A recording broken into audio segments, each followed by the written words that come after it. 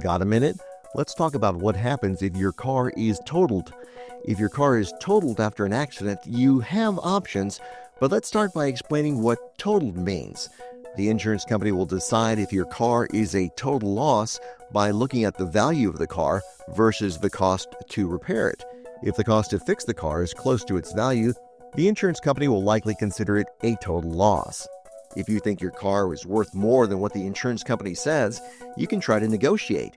Get quotes from used car dealers and check prices of similar vehicles online. Point out any special features that would increase your car's value. If you decide you want to keep your car, let the insurance company know. It'll subtract the car's salvage value from the amount it was planning to pay you for the claim.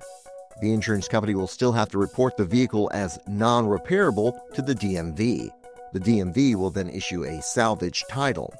If you've got questions about insurance, call our helpline or visit our website.